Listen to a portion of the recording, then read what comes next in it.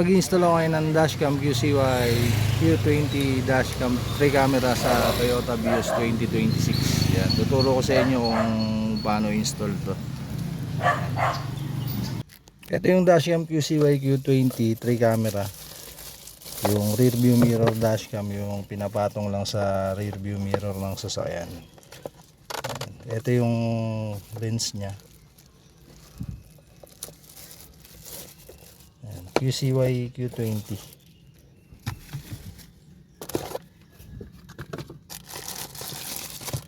Ayan, yung charger adapter nya. Ito yung sinasaksak sa 12 volts port ng sasakyan. Ayan, sinasaksak lang siya rito. Ayan, plug and play lang. Tapos yung back camera nya, ito yung install natin sa likod. Inside camera, ito yung ikakabit natin sa loob, yung loob na camera. Dual, ayan yung dalawang rubber clips. Pry toolkit, user manual. Ayan, meron din kasamang ano yan, dual adhesive tape. Ayan, yung dual adhesive tape nya kanya, tsaka dalawang screw. Ayan, yun yung mga gagamitin natin sa pag-install. Tsaka memory card 32GB. Ayan, nilalagyan siya ng memory card. Kailangan yung original class 10 pang 2K video resolution. Ayan, ganyan yung ginawa ko. Pinatong ko lang sa rear view mirror ng sasakyan. Ayan, pinapatong lang siya, hindi siya inaalis. Papatong nyo lang sa rear view mirror. Ayan, nakaano lang siya ng dalawang rubber clips. Ayan, tapos i-install na natin tong ano, yung charger adapter nya, yung sinasaksak dito sa 12 volts port. Sasaksak lang natin siya rito. Ayan, ganyan yung ginawa ko sa charger nya. Sinaksak ko rito, tapos ginapang ko yung wire nya rito papuntang kanan. Ayan, ito na siya. Ang gagawin ko, alisin ko itong plastic na to para maipasok ko yung wire papunta sa baba. Ayan. Gamitin nyo lang yung pry toolkit para maalis nyo yung plastic. Ayan. Sinusundot lang. Ayan, ganyan yung ginawa ko. Inalis ko yung plastic rito. Naka-clips lang naman yan. Ayan, may dalawang clips yan na kulay puti. Inalis ko muna para maiano ko yung wire dito sa gilid. Tapos yung rubber dito inangat ko rin. Ayan, para may pasok ko yung wire. Oh, sige sir, pag Iwan ko na susi. Ayan, ginawa ko dyan, ginapang ko rito. Tapos ito na yung wire nya. Ayan, tinalian ko ng cable tie yan para maiano ko sa baba. Ayan, tapos lumigo siya rito. Tapos may inalis ako ritong plastic para mailusot ko rito sa ilalim yung wire. Ayan, tapos pag ganun na siya, ayan, ilusot ko rito. Ayan, tapos ito na siya. Ayan, nakasaksak lang siya dyan. Ayan, ngayon kung kailangan nyo ng charger ng phone, bibili kayo ng splitter, yung triple para makapag-charge kayo ng phone. Ayan, yung inaalis naman dito sa ilalim, pinipindot lang yan para maalis nyo. Para may pasok nyo yung wire dito sa ilalim. Ayan. Kakabit na natin yung ito yung inside camera. Ayan, ito naman yung sa inside camera. Sinasaksak lang rin siya dyan. Tapos ito yung camera, didikit lang natin siya rito sa ibabaw. Ayan, nakadikit lang siya. Ayan, ganyan yung ginawa ko. Dinikit ko lang dito sa ibabaw ng dashcam yung inside camera. Ayan, ito yung saksakan nya. Tapos yung connector nya, ito yung connector nya, gaganon din natin yan dito papuntang kanan. Ayan, ito yung wire ng inside camera, medyo mahaba. Ayan, ito yung connector nya, binalutan ko ng electrical tape para hindi mahugot. Ayan, bali dalawang wire yung gagapang papunta rito sa kanan. Ayan, ito yung wire nya, dalawang wire. Bali, kaya ako ginapang to kasi medyo mahaba yung wire. Itatago natin yung wire dito sa may ilalim. Ayan, ito yung mga sobrang wire. Ayan, ito yung mga sumobrang wire. Itatago natin dito. Ayan. Ayan yung mga sobrang wire. Dito natin itatago. Ayan, tatalian ko ng cable tie dito para hindi siya nakakalat. Ayan, okay na install natin ng charger tsaka ng inside camera. Ayan. babalik na natin tong plastic na to. Ayan. Itatapat nyo lang yung clip sa butas para maibalik nyo na maayos. Ayan. Alisin nyo muna yung rubber. Ayan. Yung clip na color white itatapat nyo lang sa butas para maipasok nyo na maayos. Ayan, okay na, naibalik ko na yung plastic dito. Ayan, ito na yung inside camera. Ayan, igagalaw yan. Ikakabit na natin to yung back camera naman. Ayan, ito na yung back camera na ikakabit natin doon sa likod. Paghiwalayin nyo muna yung wire nya. Ayan, may connector yan. Ito sinasaksak naman to dito sa taas din. Ayan, nakasaksak yan siya dyan. Ayan. Ikagapang natin tong wire papunta naman dito sa kaliwa. Ayan, pakaliwa naman yung gapang ng wire nya pag ganun. Ayan, tapos dito na tayo. Ayan. Ayan, lulusot, hindi nyo na kailangan alisin yung lusot nyo lang ng pry toolkit yung wire. Ayan, naangat naman yan. Lusot nyo lang dyan. Yung pinaka wire nya, lusot nyo. Tapos pagdating dito sa rubber, ayan, pwede nyo angatin din tong rubber. Ayan. Ayan, naaangat din yung rubber nya para maipasok nyo yung wire sa loob. Ayan, papuntang likod. Ayan, ganun lang yung gagawin nyo pag papuntang tayo, kaliwa. Ayan, kasi nasa kaliwa yung butas dun sa may trunk. Kaya nandito na ako sa likod ng pinto. Ayan, nangat ko yung rubber dito. Tapos yung dulo ng wire. Ayan, nilagyan ko ng alambre kasi lulusot natin yung wire papunta dun sa trunk. Ayan, gumamit ako ng alambre dito para mahila ko yung wire papunta dun sa trunk. Ayan, ito na tayo sa may alambre. Yan, hilahin na natin yung wire papunta rito sa trunk. Ayan, ito na yung wire. Ayan, hilahin na natin lahat papunta rito sa trunk.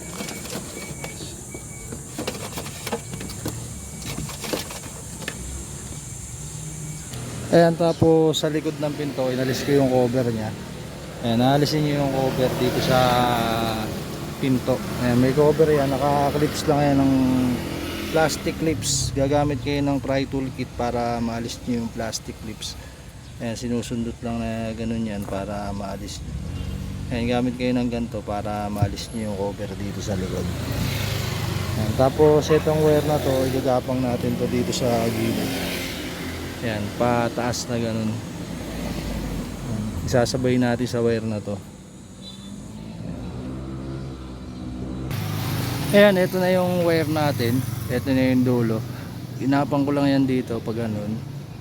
Itong pulang wire na to i-connect natin to sa reverse light. Ito yung reverse light nya. Bali may dalawang wire yan. Sa color gray natin i-connect yan. Hindi natin puputulin yung wire, di natin i-splice.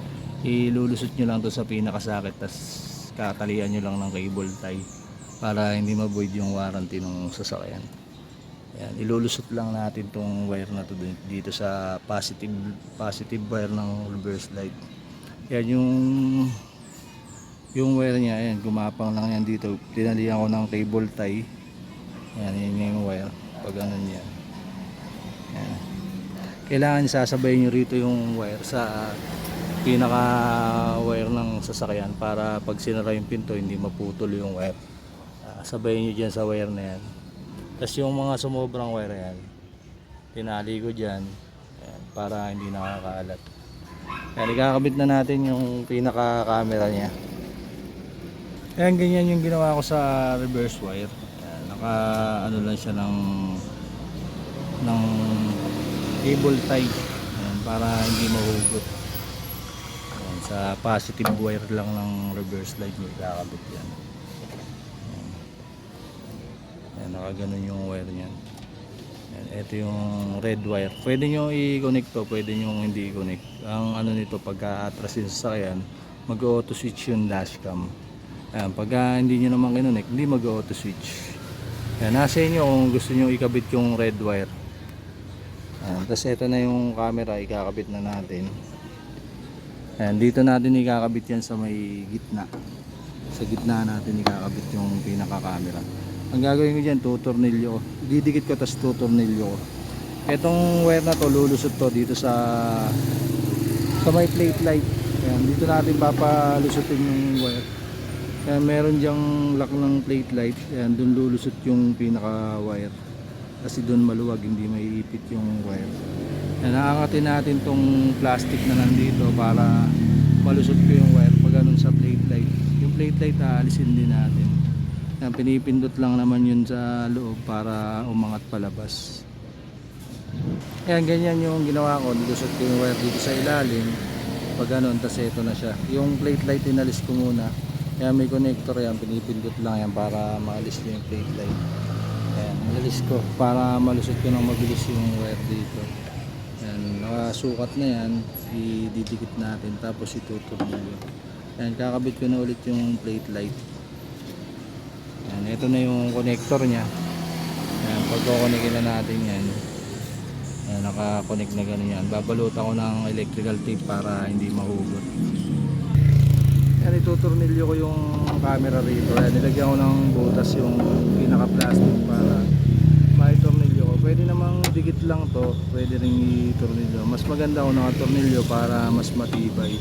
Ayan, plastic lang naman yan. Ayan, ito yung pinangbutas ko lang. Yung ganito lang. Yung screw na matulis lang. Kaya ng butasin. Bali, ang gagawin natin, ididikit natin ng dual adhesive tape tsaka natin itutornilyo. Ayan, nakabit ko na yung camera. Nakatornilyo yan.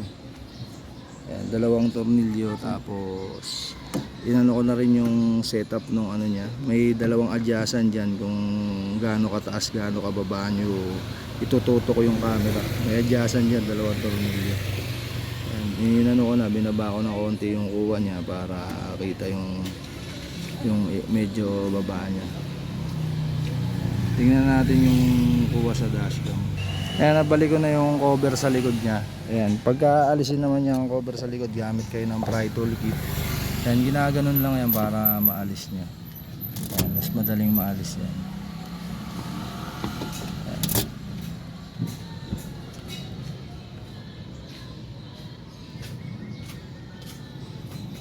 Yan, lalagyan natin ng memory card 32 gig. Yan, dito nilalagay yung memory card niya sa taas din. Ayan, nakaganon. Ayan, okay na, isususi na natin. Ito yung QCYF Q20 2K resolution, 1K yung inside tsaka 1K yung back. Ayan, on natin yung susian. Pagka on nyo ng sasakyan, on na rin yung dashcam automatic. Sasabay siya sa pag on ng sasakyan. Tapos automatic record na rin siya. 3 camera, ito yung inside camera, back camera, tsaka front camera. Sabay-sabay siya nagre-record. 3 camera dashcam. Ayan, pwedeng front view lang, ay gagalaw. Ayan, pwedeng back lang. Ayan yung kuha sa back camera. Wide talaga siya. Tapos pwedeng inside. Ayan. Tapos pwedeng sabay shot, tatlo. Tapos pag nag-switch ka ng reverse, ayan, pag nilagay nyo sa reverse yung cambio, ayan, mag-switch din yung dashcam. Ayan, na-adjust din, pwede nyo i-down yung yung kuha niya. Pipindutin nyo lang tong circle sa sa gilid. Ayan. Pwedeng 0, 1, 2, 3. Ayan. Auto switch yung camera. Pagka nag-park ka, ayan, automatic babalik na rin sa dati yung display. Lalo na kung madalas kayong magka-flu. Mag-Enervon Z Plus na kayo. Tumutulong to. Ayan, 3 camera dashcam. Ayan, reverse, pag nag-reverse ka, ayan, pag ayan. Meron na rin siyang smart driving. Ayan, ADAS, blind spot detection, tsaka LCA. Ayan. Meron na rin siyang voice command. Merong wifi application na pwede nyo transfer yung mga na-record nyo malipat sa phone. QCY Q20 3 camera dashcam, front, back, tsaka inside.